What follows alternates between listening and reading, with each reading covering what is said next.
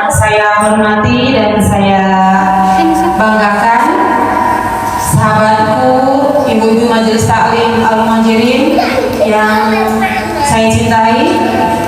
Yang pertama dan paling utama, marilah kita mengucapkan puji syukur atas segala nikmat yang telah Allah limpahkan kepada kita semuanya, yaitu nikmat yang paling besar, nikmat iman dan nikmat Islam.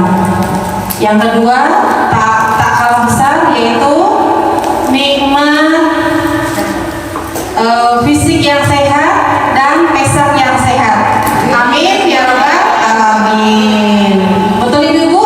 Itu alhamdulillah.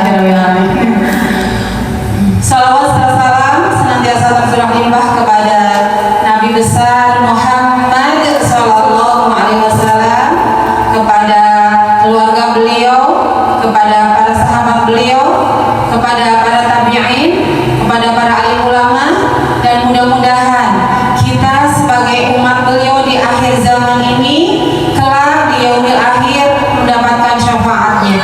Amin, amin ya rabbal alamin. Apa kabarnya pada sore hari ini ibu-ibu? Alhamdulillah, luar biasa.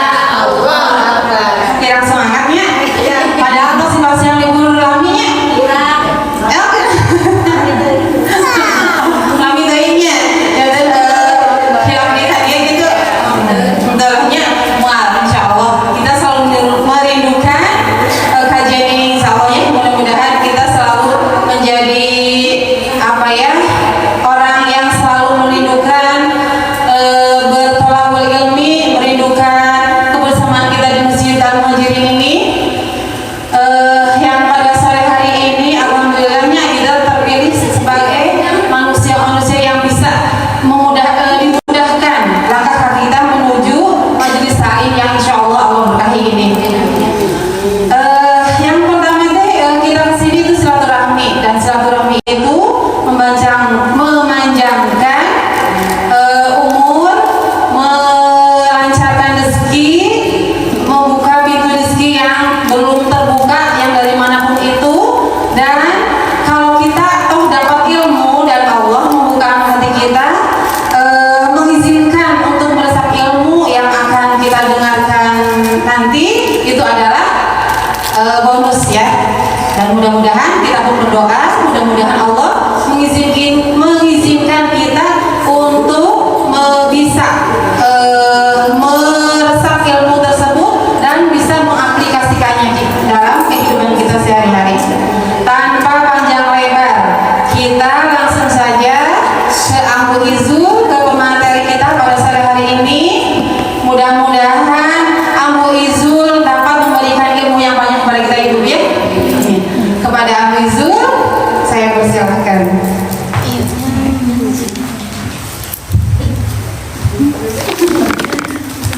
Minum. Terpantau sampai kada mundur di ayah aku.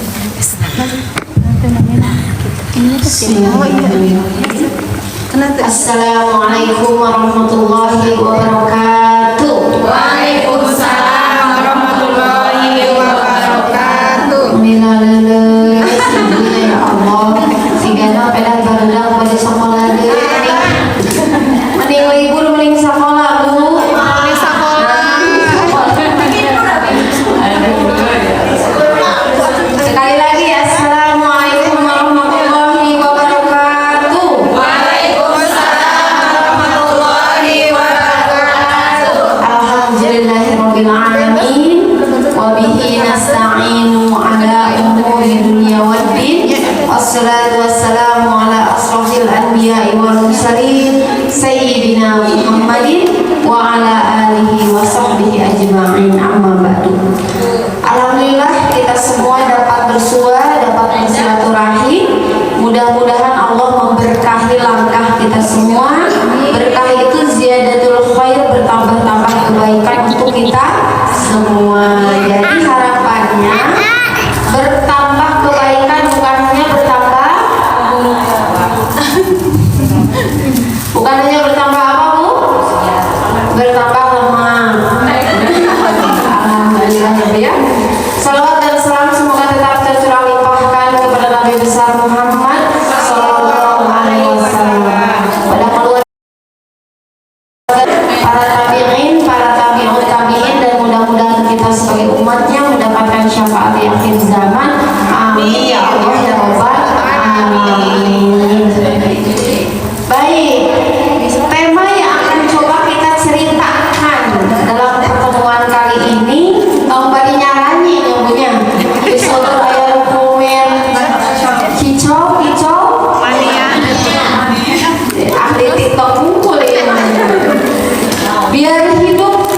kacau harus ada kicaunya. Nah, sebelum dilanjutkan, kira-kira maksudnya apa? Saya cari tema ini setengah mati. Kira-kira maksudnya apa nih? Ayo, apa maksudnya? Maknanya, interpretasinya dari tema ini. Ayo, Malekir atau Bu. Ibu tahu dokter Gia nggak, Bu? Dokter Gia Pratama. Tidak. Ya, yang suka menjadi rival atau yang suka menjadi ini dengan dokter Tirta, atau enggak dokter Tirta? Tahu. Yang sering kali ramainya tuh dokter Gia tuh kebalikannya dokter Tirta. Dokter Tirta tuh kesannya apa? Kesehatan. Kesehatan. Kesannya apa biasanya? Sok ngegas. Nah, dokter Gia itu sebaliknya. Beliau menyampaikan apa? Kenapa orang yang berniat diet sulit turun kiloana? Nah, Bu. Karena cuma niat doang. Cuma niat besok besok. Kenapa, Bu? Konsisten. Oke, kumaha caranya biar kalori terbakar? Olahraga. Olahraga. Terus olahraga? Nongkrong. Jadi ketika kita makan, memasukkan makanan itu akan dicerna. Kalau kita tidak bergerak, ujung-ujungnya jadi gula itu menumpuk. Gula itu jadi apa? Ujung-ujungnya setelah panjang jadi nambung, jadi lemak. Nah, tapi bisa gak kita selalu bergerak? Nah, kadang-kadang biasa ibu-ibu mah kaum naon, kaum rebahan. Kalau kita gak bisa bergerak, rata-rata turun kalori dengan cara apa? Berpikir. Nah, eta mata sok aya istilah eta mending ngajelmut, eta teh banyak. Jadi kalau banyak mikir teh geuning ayanya punya istilahnya.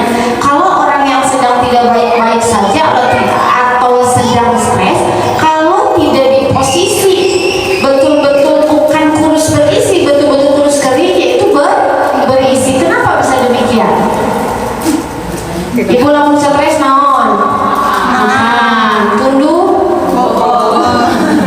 Segala makanan ini sebaliknya.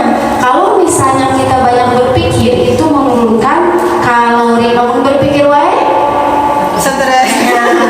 menurunkan kalorinya pun lebih banyak. Nah, poinnya adalah memang untuk pada akhirnya kita bisa sehat mental, sehat fisik itu bukan hanya sekedar bergerak, tapi juga harus berpikir, ya Bu ya. Nah, terus Bu, Ibu sok gegero nyese mepel eta olahraga sanes. Olahraga itu bukan olahraga. Olahraga itu definisinya apa, Bu? Definisi olahraga apa? Suatu gerakan tertentu, aktivitas tertentu yang bisa menaikkan ritme nadi ibu dalam waktu yang singkat ekstrim. Misalnya asalnya nadi ibu sakumaha tiba-tiba jadi naik. Nah, itu namanya olahraga. Makanya ini oke yang menjadi alasan anak stres, kalorinya mudah terbakar. Karena musmes jantungan. Karena musmes jantungnya berdetak dengan cepat dalam waktu yang terus menerus. Itu pun sama menurunkan kalori. Itu ke atas, Bu. Nah, Ibu sok ayahnya sok ayah komen. Nah, meninggal apa? Diet yang meni berhasil. Nah, itu ditanya selain karena pola diet, rata-rata pola apa? Pola mikir, ya. Nah, jadi poinnya adalah kita akan coba ceritakan semuanya yang tujuannya biar hidup kita itu tidak kacau, harus ada kicaunya. Kicau itu seperti apa? Kalau hidup kita flat, lurus-lurus saja, lempeng-lempeng saja, rame tuh, Bu. Tuh. Jadi di sini harus ada kicaunya.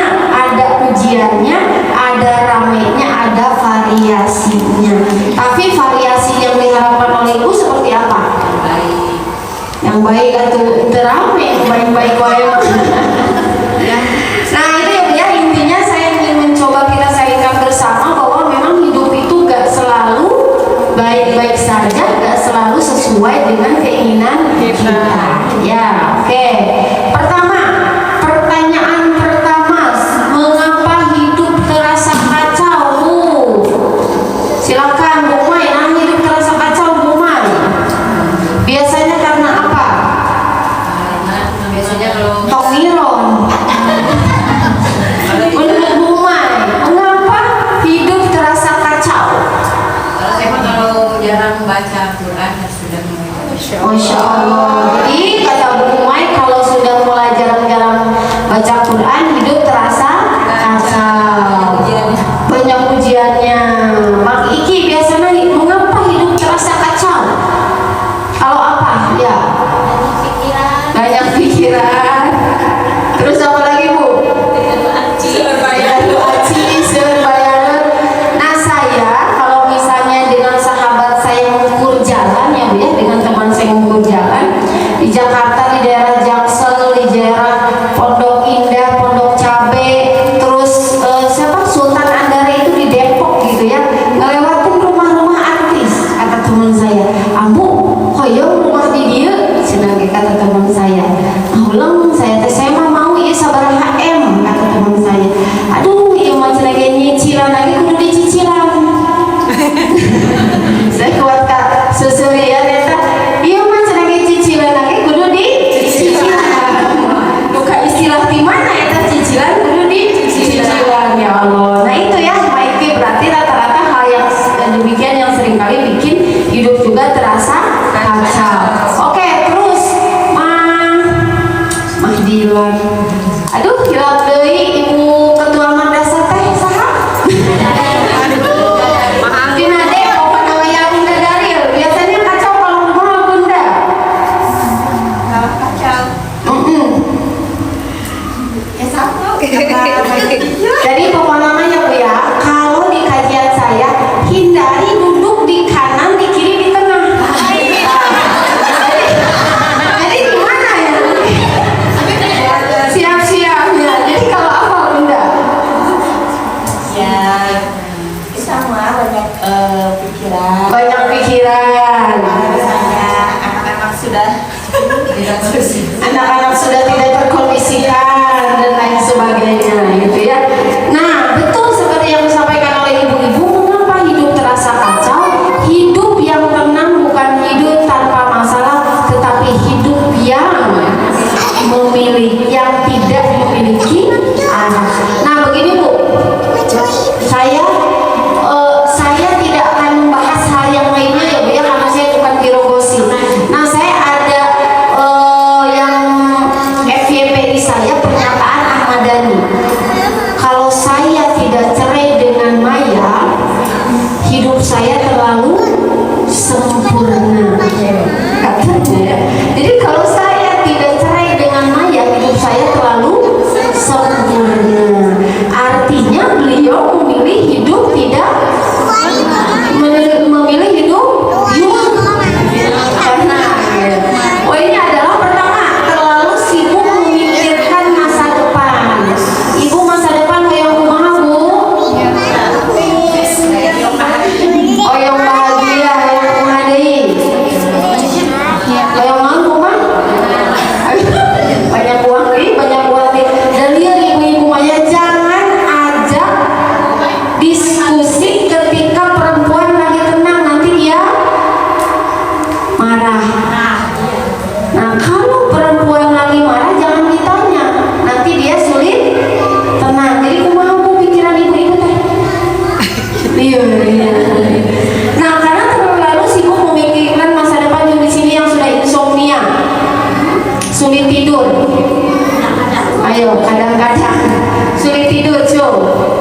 Nah rata-rata karena terlalu sibuk memikirkan masa depan, padahal masa depan itu tidak pasti. Kepastian itu adalah hari kemarin dan masa kini gitu ya. Terlalu menyesali masa lalu, cuma hidupnya masih di masa lalu.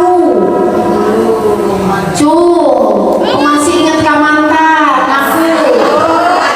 Ayo aku masih ingat ke mantan. Nah terlalu menyesali masa lalu. Jangankan mantan pacar ya Bu ya, mantan suami atau istri pun idealnya tidak boleh bersinggungan. Ambu kan ayah urusan anak, pakai pihak ketiga. Ya, kalau anaknya sudah dewasa ya langsung dengan anaknya komunikasinya. Kalau posisinya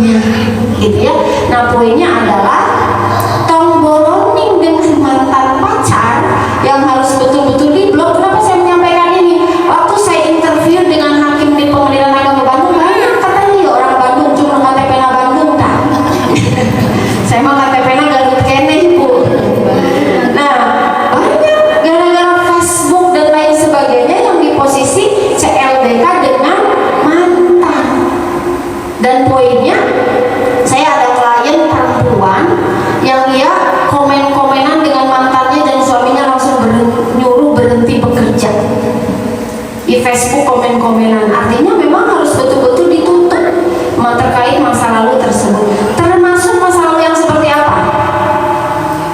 Tidak sedikit di antara di sekitar kita yang abu, kenapa saya harus dilahirkan?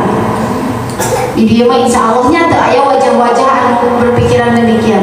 Itu tidak sedikit kenapa saya harus dilahirkan dari orang tua yang begini begitu dan lain sebagainya itu ya.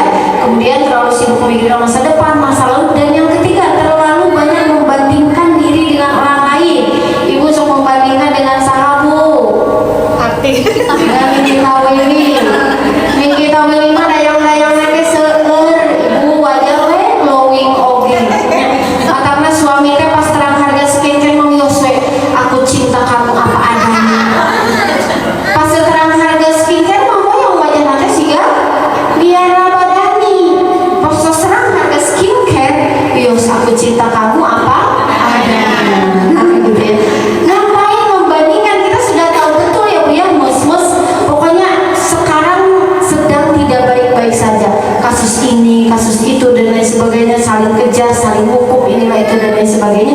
Maka kita tidak perlu membandingkan diri kita dengan orang lain, cukup bandingkan diri kita dengan hari kemarin. Nah tetapi terlalu sedikit mendengarkan petunjuk Allah. Hari apa ada klien saya yang dia sebelum menikah teh calon suami nanti selingkuh. So di posisi ibu yang sekarang sudah berpengalaman, ibu bakal kumaha balik dari kakak pungkur. Di posisi sebelum menikah si calon teh ketahuan selingkuh, ibu akan menganggap ini ujian atau petunjuk? Terus paham? Tapi pas sebelum menikah ada kekeh. Iya mah gogoda sebelum menikah. Ya, ieu mah gogoda cenah. Tos katingal ieu ara-ara ieu pi KDRT ieu ala-ala pi selingkuhan disebut gogoda. Padahal bisa jadi itu bukan gogoda tapi petunjuk Allah. Ada juga kisah nyata seorang laki-laki mendatangi gurunya karena si perempuan yang sudah dipinangnya ini menerima pinangan laki-laki lain. Galau tuh Bu. Apalagi laki-laki tuh jangan dikira mudah move on, susah move on. Kalau cepat menemukan lagi laki-laki itu apa? Pelampiasan, cukup umay apalan. Pelampiasan, rata-rata pelampiasan. Akhirnya mendatangi gurunya, wahai guruku begini-gini aku sakit hati bla bla bla bla. Tapi gurunya bilang apa? Alhamdulillah, ini adalah tanda bahwa Allah menyayangimu. Karena perempuan yang tipikal seperti ini itu agak sulit berubah. Leuheung aya nama satu acan nikah, mungkin tos nikah aya neng yang bade ngiri bakal padahal sudah jelas sudah bertunangan dan lain sebagainya, tapi menerima pinangan dari laki-laki lain itu agak sulit. Sekarang lebih menyeramkan istri sah atau pelakor? Lebih menyeramkan pelakor. Ya banyak misalnya istri sah yang melabrak pelakor. Sekarang sebaliknya pelakor yang melabrak istri sah. Bahkan sudah ke 5 sesi apa 6 sesi berapa sesi lah ya. Klien saya yang dari Bekasi menyampaikan saya takut dilabrak pelakor, tiba-tiba datang di depan rumah. Dibalik aja namanya. Karena pelakor-pelakor sekarang ekstrim. So ibu saya tanya Bu, secara logika bakal ayah mau anu bogo ke seorang laki-laki yang jelas sudah punya anak istri, wajar nage tos wisan tos ubana tos sagala gitu nya. Sedangkan si perempuan nanti ngorak kene gelis dan lain sebagainya, pokoknya bakal moal bogo. Kamu asli nu tulus. Berarti kamu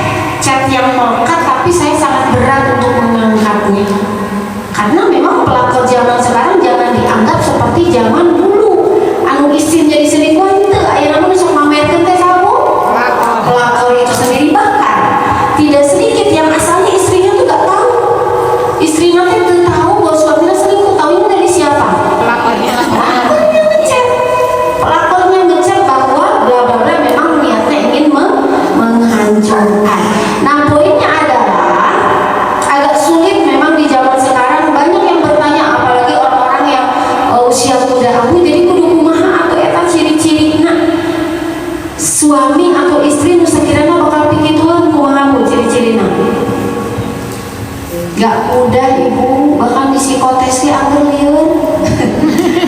Gak mudah memang diakui atau tidak ya. Tapi fokusnya bukan pada apakah kita harus pacaran dulu 10 tahun, tidak sama sekali.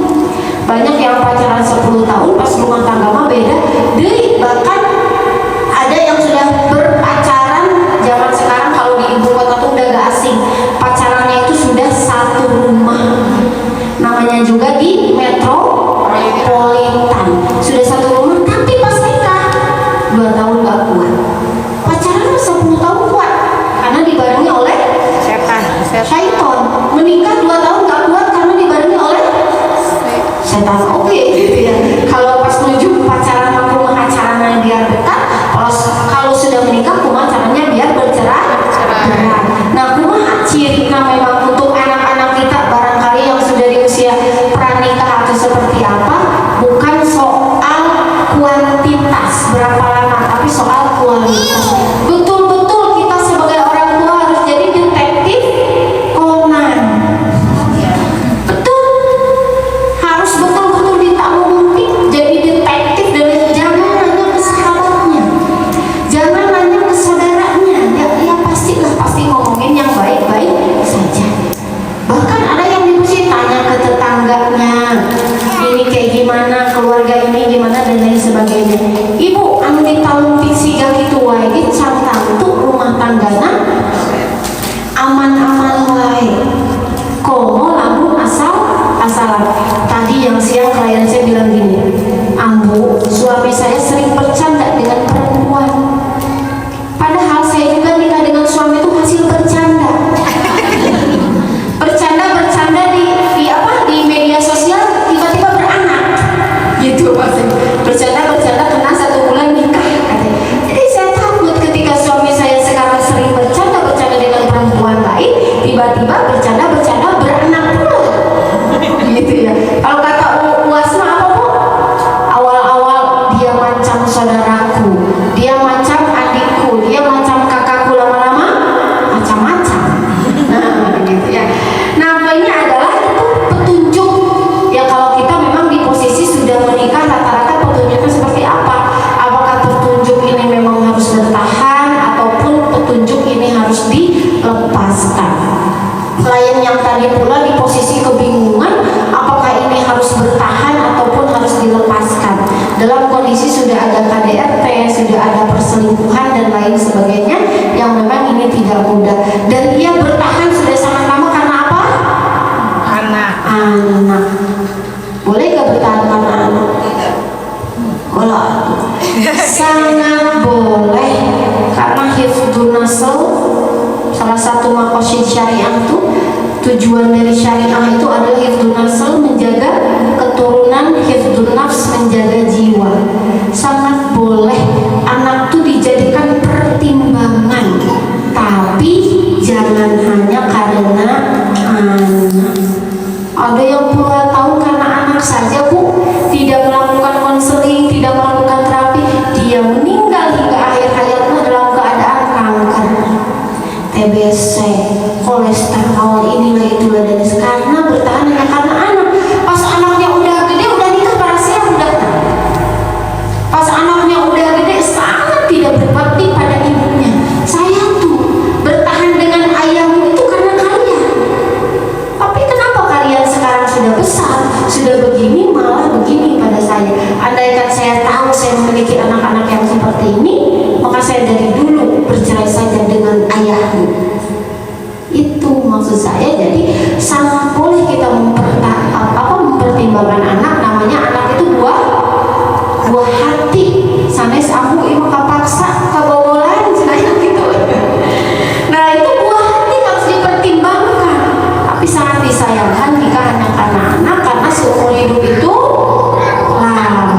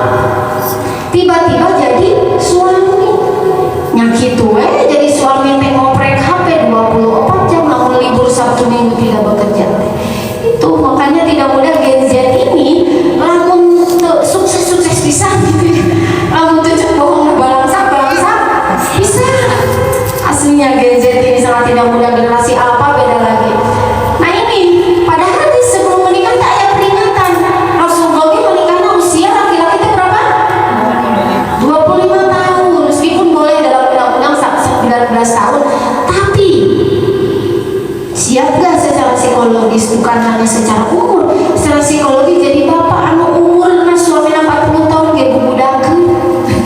Terus Bu, nah ini maksudnya boleh kok 22 tahun menikah kalau memang banyak anak Gen Z sekarang yang sudah sangat mandiri. Ya, dari SMP, dari SMA misalnya udah terbiasa dia jadi konten kreator, dia jadi ini ya dan lain sebagainya. Dia sudah terbiasa bertanggung jawab dengan dirinya sendiri. Gak akan aneh ketika dia harus bertanggung jawab memiliki anak dan istri. Tapi lu biasa ungkang kaki segala di bapak, tiba-tiba jadi bapak. Wah itu soalnya, gitu ya. Nah di sebelum menikah ini si Gen Z ini tuh udah tahu ini, yakin gak ya? Tapi alasannya apa? Keluarga tos terangan, rata-rata ada sebut tos iya. Aduh ya ini memang tidak mudah menjadi dilema yang akhirnya ya kalau sudah menikah mau tidak mau kita harus berusaha sangat keras untuk mempertahankan terlebih dahulu, kecuali sudah di posisi yang tidak bisa dipertahankan, ya. Oke, nah tanda hidup mulai kehilangan kicau. Kicau di sini itu banyak maksudnya ya Bu ya. Kicau di sini kita sudah kehilangan hal-hal yang memang menjadi variasi dalam hidup kita, yang hidup kita itu tidak flat. Begitu-gitu, Ibu ada gak yang bercerai karena bosan? Amun Ibu bosan ke suami diganti mon. Andai semoga itu. Ya, amun Ibu bosan ke suami, kumaha carana tuh bosan, kumaha carana jatuh cinta enggak? Kumaha carana cik yang sudah menikah sama senior mana? Masih jatuh cinta gak ke suami? Masih sudah beda repenya. Nah itu ya. Pertama, mudah marah, mudah marah. Mantaknya di dianya lamun ayah saya misalnya acara parenting, sok kita perankan. Ini contoh yang suka marah, ini contoh yang senang, ini contoh nu datar. Nu mudah marah nu tuh kudu acting. Kalau nggak saja dia apa? Tapi mohon maaf Ibu, selagi ambek-ambek karena masih sehat itu ayat selagi. Ibu boleh gak sih marah sebetulnya Bu? Ini semangat. Ibu boleh marah, sangat boleh, tapi marah yang diwajarkan, yang tidak berlebihan. Lamun Ibu teu marah justru teu sehat mental asli aku. Ya, langsung ke regioan ibu-ibunya. Nah, lamun Ibu teu marah, Ibu teu sehat mental. Lamun Ibu teu ngomel sehat mental teu Bu? Cuk, nang Ibu di dia tarang ngomel pen. Mun aya teu Bu? Aya teu Bu? Teu aya. Tina 10 narasumber penelitian saya awalnya gitu. Awalnya teh ngomel ya sih ibu-ibu, bukan penyakit perempuan itu di apa Bu? Di mulutnya. Ya, kalau laki-laki di apa? Di mata. Ya, perempuan itu penyakitnya di mulut, ngobrol kan dia rahasia. Ngobrol kan itu di beja-beja tutupnya apa? Sambung, nah gitu ya. Nah, sedangkan penyakit laki-laki adalah mata. Ambu saya cemburu pada suami saya tiap hari scroll TikTok, scroll IG, ditinggalkan begitu. Bahasa zaman enak mana Bu?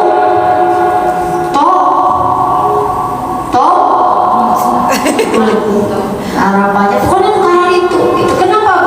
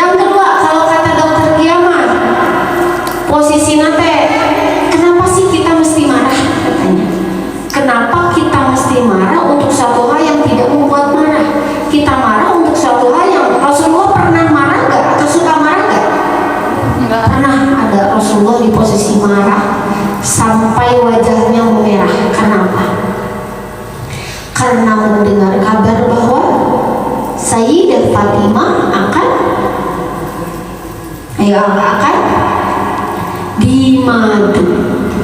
Ya, yang langsung sampai naik mimbar, yang mendengar kabar bahwa Sayyidina Ali akan memadu karena alasan bla bla bla dan lain sebagainya, langsung naik mimbar. Siapa yang menyakiti putriku, maka dia sama dengan menyakiti aku, dengan wajah yang memerah. Nah, oke, poinnya adalah mudah marah itu boleh, tapi kalau mudah marah hendaknya dihindari. Kenapa? Karena secara fisiologis ada dua hal. Kadang-kadang mudah marah mah panjang umur, ibu. Lu pendek umuran dicarikan mereka. Tapi ada dua sisi lain pula yang mudah marah itu karena jantungnya selalu berdetak, tidak beraturan, tidak seharusnya dia begitu. Sebaliknya banyak penyakit-penyakit mental pula ketika ia marah, mudah tersinggung dan lain sebagainya. Yang kedua, sulit bersyukur. Ibu, uang bisa membuat ibu bahagia gak? Bisa gak? Bisa.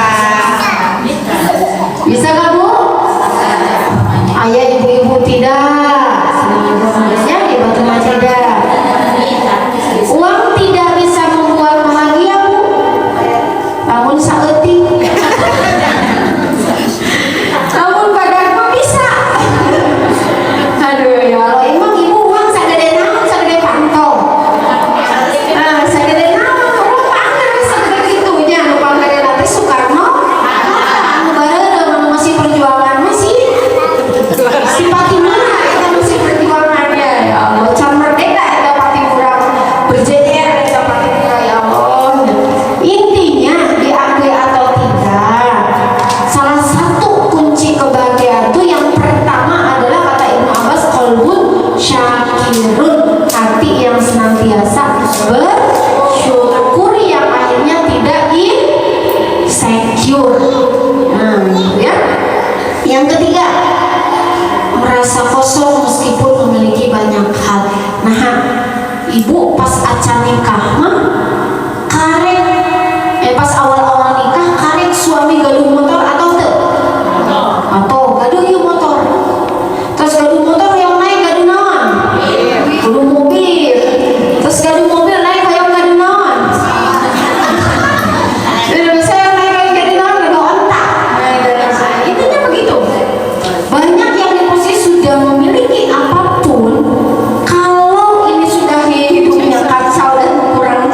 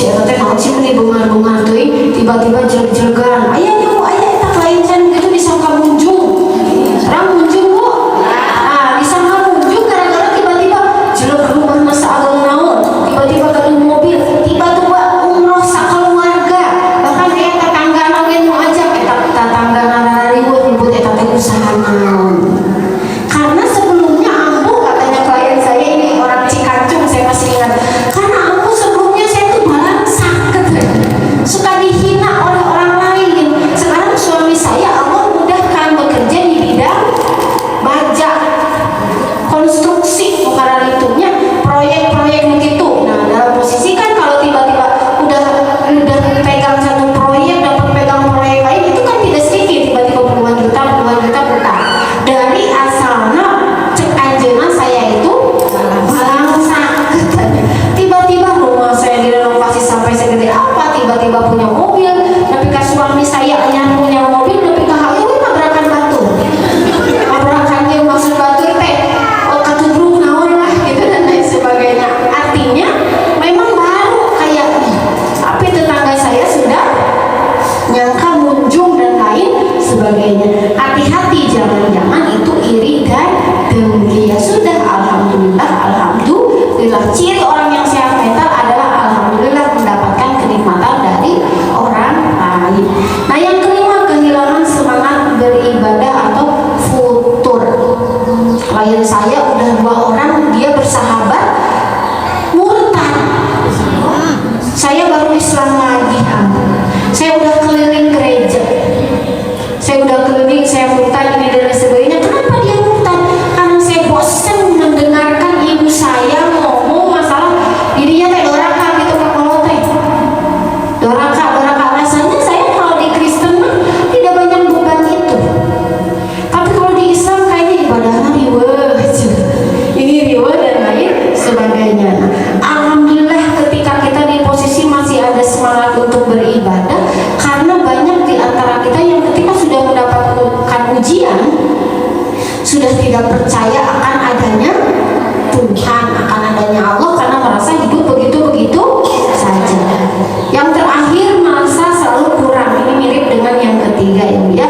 Masalah terbesar bukan ketika kita memiliki masalah, tetapi ketika kita kehilangan tempat kembali dan tempat kembali seorang mukmin adalah Allah. Saya seringkali menyampaikan zat mana anu bisa mendengar kita kapanpun selain dari Allah. Ibu kalau datang ke profesional kudu lumayan. Terus Bu, jawab kudu janji temu. So ka Allah mah bade curhat siga kumaha we oge bebas cuma memang kita selalu gagal paham. Ketika tidak langsung diaksep, tidak langsung dikabulkan, kita menyangka Allah itu tidak menyayangi kita, Allah itu tidak ada. Padahal doa itu kurtilu, hiji diaksep langsung dikabulkan, 2 dipending. Ini belum saatnya. Ya, jika SMS kan sok pending, paket osok pending, nyelam, jangan gimana ya dengan paketnya, harus pending. Nah, poinnya adalah pending nanti pun akan tiba-tiba datang, betul nggak? Paket misalnya pending di mana tiba-tiba datang. Yang terakhir ada apa Bu? Bukan di cancel, tapi di replace. Replace itu apa? Diganti dengan yang lebih baik. Ada yang kena musibah kehilangan ini dan itu diganti oleh Allah dengan yang lebih baik. Nah, itu yang harapannya bisa kita pahami yang menjadi tanda hidup mulai kacau. Sekarang hidup memang punya kicau. Biar hidup gak kacau harus ada kicaunya. Nah, Ibu tong bari nyarani ya punya. Ini suami saya nge-share apa poster yang ini dia pakai lagu tuh jangan pakai lagu kicau mania. Terus aku cek depan ini kajian. Ya Allah ya. Hidup memang punya kicau. Kicau di sini adalah hidup memang tidak selalu sepi. Ada ujiannya, ada tantangannya, ada kebahagiaannya, ada kesedihannya, ada perubahan dan ada kejutan-kejutannya. Sungguh kami benar-benar akan menguji kalian dengan sedikit rasa takut, lapar, kekurangan harta,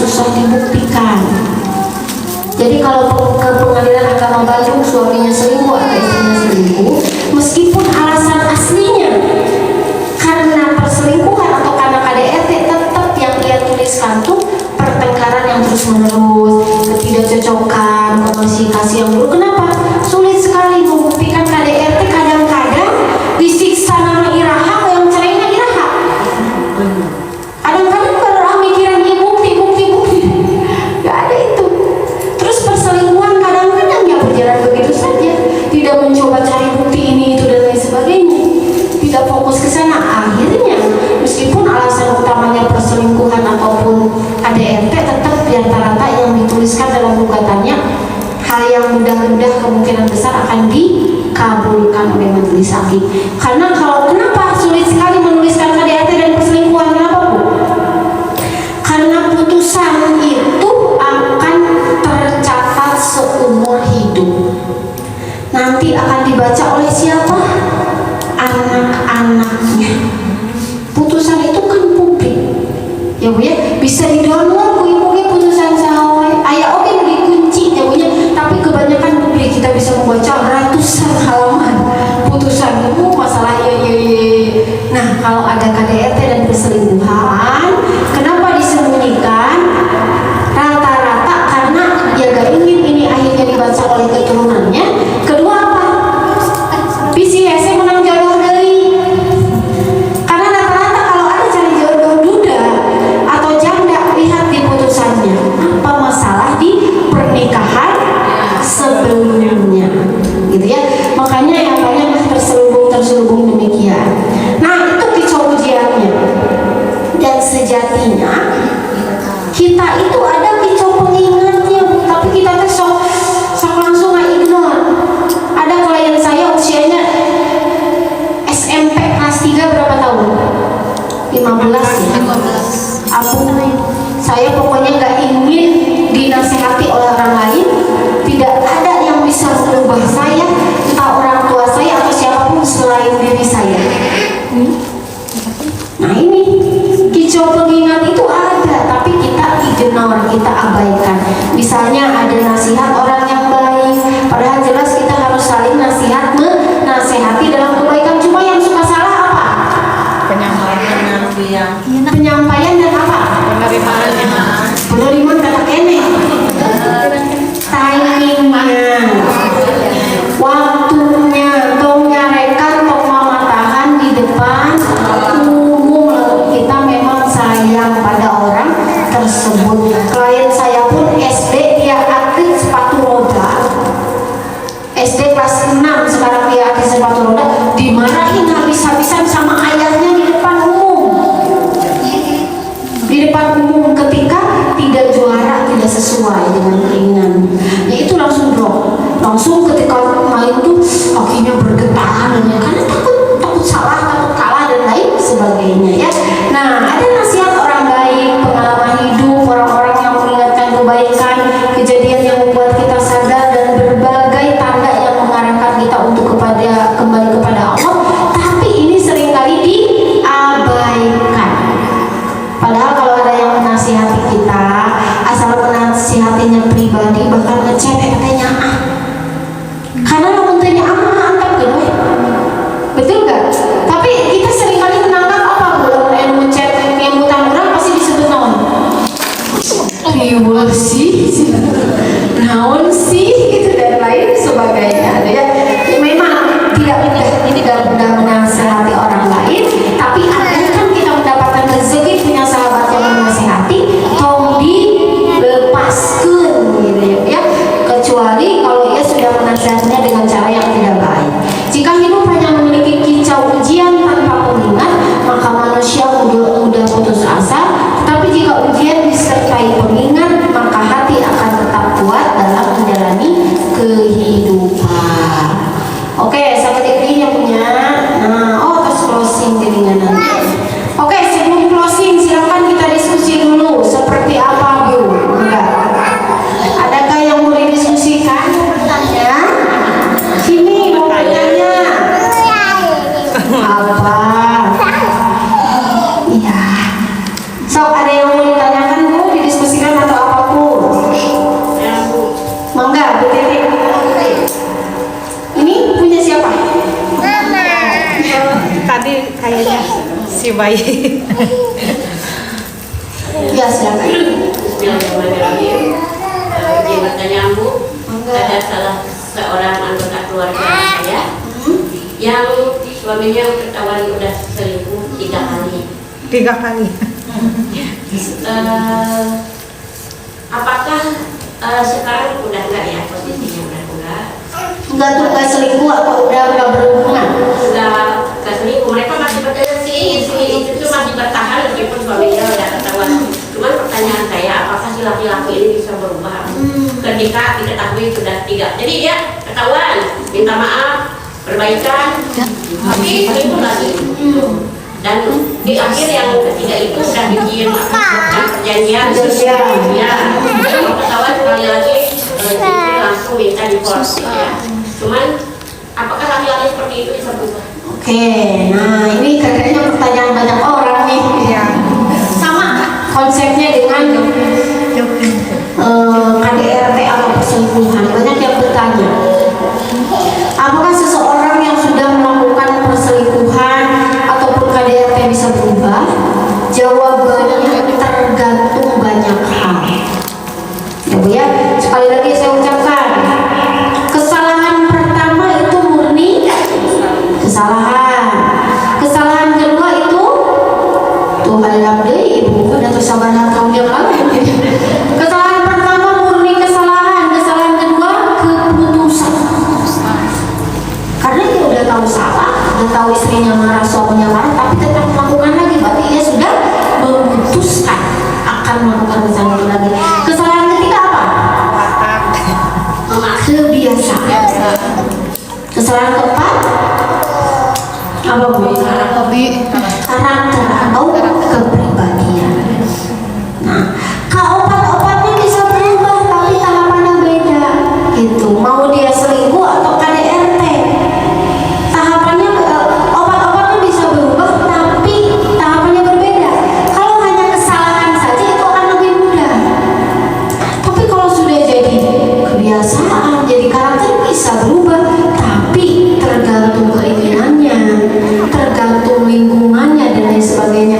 Kemarin pun ada klien saya yang suaminya selingkuh, tiba-tiba punya istri siri, padahal istri sirinya Elsie, padahal everyday berjima dengan istrinya, langsung dites HIV, tes cervix dan lain sebagainya istrinya. Itulah kalau naudzubillah summa naudzubillah suami selingkuh, jangan nyalahin diri sendiri. Kenapa? Masih ibu servis everyday pun kalau selingkuh itu cirinya. Bahkan si klien ini, aku dek gaya aku mahal aja di jabanan everyday. Jadi ketika perilaku suami atau istri yang tidak baik tidak menunjukkan kualitas diri kita, tapi menunjukkan kualitas dirinya. Banyak istrinya sesoleh apapun, suami sesoleh apapun, selingkuh. Istrinya segeli siga kumawe, suaminya yang kasirnya iya selingkuhnya selingkuh. Ya, nah saya sampaikan dulu problemnya ya. Jadi ketika bisa bertanya, bisa bersembuh atau tidak tergantung pertama niatnya, kedua lingkungannya. Kenapa lingkungannya? Karena contoh yang ini nikah siri KLC pun ada di lingkungan tukang clubbing. Bahkan si teman-temannya teh, ih cemen senang misiun ku istri. Itu setan. Saya juga udah tahunan kerjanya aku di BUMN yang penghasilannya ratusan juta. Jadi kalau kapasitasnya ngasih nanti berlian bu non apa yang ngedet itu nyebutnya. Nah poinnya adalah tergantung pertama keniatan kesungguh-sungguhnya, kedua lingkungannya, yang ketiga dia berobat atau tidak, dia mencoba untuk keluar dari zona itu atau tidak. Kalau dia bisa melakukannya sendiri silahkan, kalau harus profesional profesional. Maka ketika ditanya bisa berubah atau tidak, ya jelas bisa. Tapi banyak berarti kalau sudah posisinya 3 kali minta maaf, ngelakuin lagi ya itu tobat sambel namanya ya. Maka itu kembali pada keputusan istri. Tapi kita pun gak boleh menjudge seorang istri. Ada yang sudah di KDRT, sudah diselingkuhi oleh suaminya tapi tetap bertahan. Gak boleh menjudge yang nih bertahan kene gitu ya. Gak mudah keluar dari zona itu. Namanya trauma bonding. Trauma bonding itu apa? Kita tahu bahwa kita tersakiti, tapi kita gak bisa keluar dari sana. Karena ada sisi lain dari suami dan ada sisi lain dari istri yang kita ketergantungan. Jadi sulit keluar, ya. Jadi kalau ditanya bisa berubah atau tidak, bisa. Tapi banyak banget variabelnya, ya. Banyak banget variabelnya untuk dia pada akhirnya bisa move up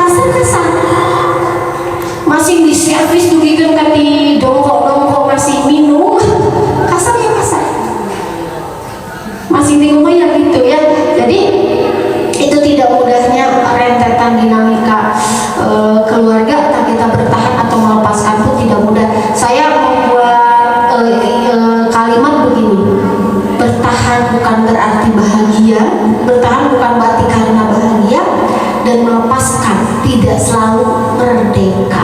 Itu yang dirasakan oleh sang istri. Bertahan lain pada bahagia gitunya dengan kondisi ini teh. Melepaskan, oke, ada yang boleh melepaskan bukan berarti merdeka, tetap saja banyak hal yang dipikirkan. Begitu mungkin, silakan. Ada lagi? Ada lagi, silakan. Silakan, ada lagi Bu.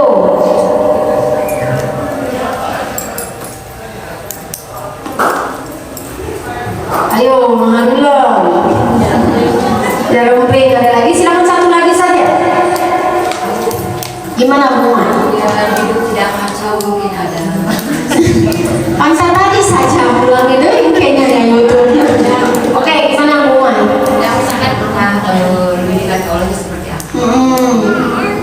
Ada doa khusus. Oke, ada doa khusus yang seringkali saya doakan pula, tapi fokusnya bukan hanya doa ke orang lain, tapi ke diri sendiri. Ini doa yang sangat simple. Allahumma la yuhibbi qalbi. Tuh. Ya Allah, bantulah hamba melembutkan hati hamba. Kalau kita ingin mendoakan suami, Allahumma la yuhibbi qalbahu, disebutkan nama suaminya bin siapa. Kalau ada suami yang ingin melembutkan hati istri, Allahumma la yuhibbi qalbiha. Ya Allah, lembutkanlah hati istri saya, namanya ini binti siapa. Nah, saya ada klien yang istrinya tuh ini Bu, istrinya itu sanes judi pinjol dari awal menikah hingga belasan tahun sekarang pinjol, karena beliau kerjanya di bank, jadi udah tahu dari dulu ada pinjol begitu kan. Yang viral mah baru tahun-tahun sekarang ya, beberapa tahun ke belakang, tapi dari dulu pun sudah ada, cuma belum viral. Suaminya sampai menghela nafas akhirnya teh harus seperti apa. Tapi alhamdulillah setelah beberapa sesi dan akhirnya melakukan couple terapi, sekarang dia menyampaikan, saya sudah terbuka. Bahkan dulu mau minta uang ke suami pun kagak bisa. Kenapa akhirnya pinjol? Karena gak bisa minta ke suami. Jadi ibu nusuk minta ke suami itu keahlian. Karena ada yang sulit minta ke suami. Salah satunya klien saya itu. Kenapa sulit? Karena dia seringkali melihat ibunya pun begitu. Ibunya pun daripada minta ke suami terus pasehan, mending repek. Akhirnya dia meniru dan dia melakukannya. Tapi kan suami zaman dulu mah atau lain modelannya. Itu oke sih. Tapi suami zaman sekarang tertekan karena saya merasa tidak dibutuhkan, saya merasa tidak bisa melindungi dan lain sebagainya. Alhasil sudah beberapa kali hingga ratusan juta, hingga prestasi pertama itu dia bisa minta skincare. Eta prestasi pertama ayah, dia skincare hoyong di pangdesen eta selama belasan tahun rumah tangga prestasi pertama. Naiklah ke masalah ayah, ya SPP anak. Biasanya kalau ayahnya lama tuh, ayah suaminya lama tuh di cover sama dia. Kalau kurang-kurang dia pinjol gitu. Bukan untuk koyak-koyak, untuk kebutuhan keluarga. Cuma nggak ngomong, oh ini teh kurang. Coba lawan ibu mah. Tuh kurang, oke ini kurang. Cuma anu di dia buka catatan hutang suami. Nungan nafkahan suami, nungan hutang suami. Itu banyak ya Bu ya, lamun suami kan misalnya suami nanti gaji nanti 5 juta, disetorkan 4 juta 470.000, nanya ayah 30.000 nak mana? Cek suaminya dijawab, kamu kemana Bu? Kalau beli mobil, beli motor dan lain sebagainya. Ya, poinnya adalah itu minimal itu ya. Saya doanya yang pendek ya Bu, kalau yang panjangnya panjang banget ya, agar hati kita tenang, agar memang ibu mau recovery ke luar negeri manapun, sejatinya Allah yang menenangkan.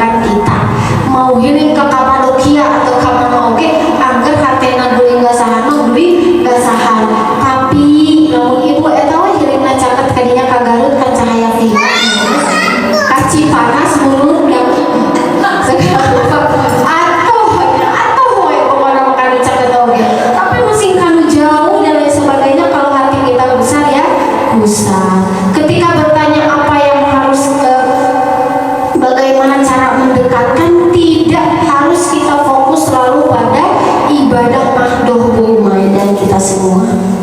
Ibadah mahdoh teh ibadah yang sifatnya syariat, tapi ada ibadah mahdoh. Salah satunya akur dengan saudara, akur jeung tetangga, akur jeung eta teh ibadah. Makan oke jadi ibadah, minum jadi ibadah, semuanya jadi ibadah ya. Begitu mungkin ya. Alhamdulillah tak terasa sudah 1 jam. Ada lagi atau kita closing? Oke, sudah cukup ya. Oke, terakhir dari saya, hidup itu punya kicaunya, ada ujiannya, ada ramenya, ada variasinya. Kita mungkin tidak mampu mengendalikan semua peristiwa dalam hidup. Kadang ada ujian kesehatan, ujian ekonomi, konflik keluarga, kadang ada kehilangan yang tidak pernah kita duga. Tapi satu hal yang jangan sampai hilang, jangan biarkan hidup kehilangan kicaunya. Apa itu kicau di sini? Ada ramainya, ada banyaknya urusan, ada tantangan, ada perjuangan, ada naik turunnya, ada pasang surutnya, ada bahagianya, ada sedihnya, ada kejutan, dan ada hal-hal yang tidak terduga lainnya. Karena selama hubungan kita dengan Allah terjaga, insya Allah hidup mungkin tidak selalu mudah, tetapi tidak akan pernah benar-benar kacau ya. Atur nuhun atas atensinya di tengah-tengah ini, kayaknya masih liburan ya, masih pada mudik. Alhamdulillah, mudah-mudahan semuanya sehat-sehat selalu. Mohon maaf jika dalam majelis ini ada kata atau perilaku yang kurang berkenan di hati. Insya Allah mudah-mudahan kita bersua kembali di lain kesempatan.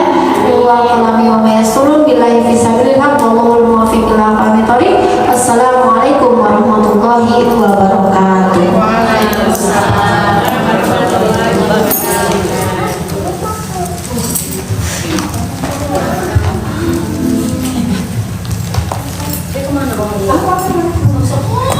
Masya Allah, begitu istimewa ya tema hari ini. Iya, kayak martabak-martabak. Mudah-mudahan apa yang kamu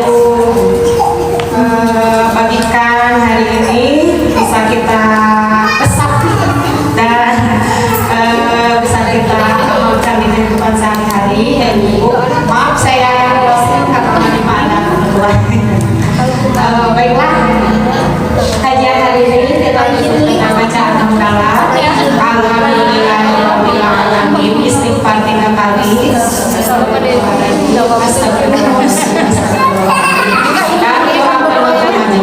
Subhanallahumma wa bihamdika asyhadu an la ilaha illa anta astaghfiruka wa atubu ilaik.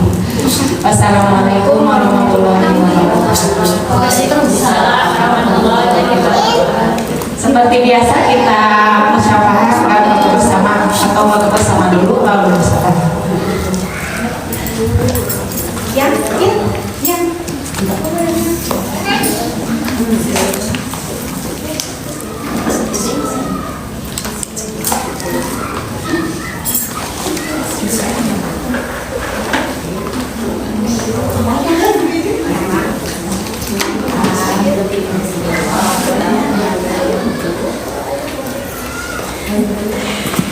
Sudah.